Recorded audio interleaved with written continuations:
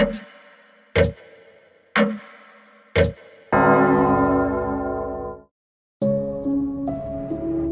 কি কখনো এমন কোনো মানুষের সাথে প্রথমবার দেখা করেছেন যাকে দেখে আপনার মনে হয়েছে আমি তাকে বহু বছর ধরে চিনি? অথবা সম্পূর্ণ অচেনা কোনো জায়গায় পা রাখার পর হঠাৎ ব্রেন সিগন্যাল দিয়েছে এই ঠিক সেম ঘটনাটা আমার সাথে আগেও একবার ঘটেছে?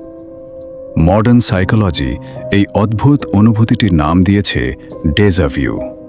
বিজ্ঞানীরা বলেন এটি আমাদের ব্রেইনের মেমোরি প্রসেসিংয়ের একটি গ্লিচ বা শর্ট সার্কিট। কেউ কেউ একে প্যারালাল ইউনিভার্সের থিওরি দিয়ে মেলানোর চেষ্টা করেন, কিন্তু বিজ্ঞান শুধু ফিজিক্যাল বডি নিয়ে ভাবে।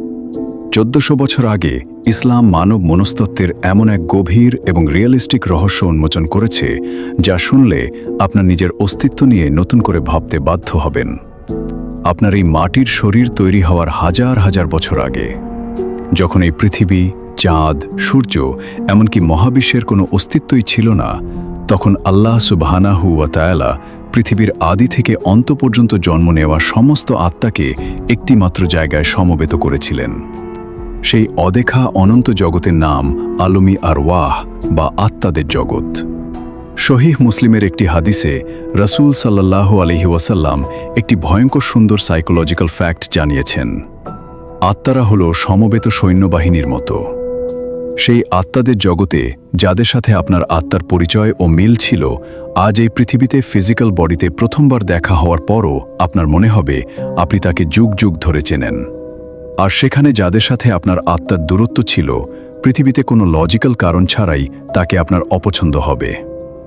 তাই আজ যখন আপনার ডেজা ভিউ হয়, যখন কোনো অচেনা মানুষকে দেখে বিনা কারণে আপনার গভীর মায়া বা তীব্র রাগ তৈরি হয়, সেটা আপনার ব্রেইনের কোনো গ্লিচ নয়। সেটা হলো হাজার হাজার বছর আগের সেই আত্মাদের জগতে জমানো স্মৃতি। আপনার এই ফিজিক্যাল ব্রেইন সেই স্মৃতি ভুলে গেলেও আপনার ভেতরের আত্মা কিন্তু কিছুই ভোলেনি। সে শুধু চিনে নেয়। এই মহাবিশ্বে কোনো কিছুই কাকতালীয় নয়।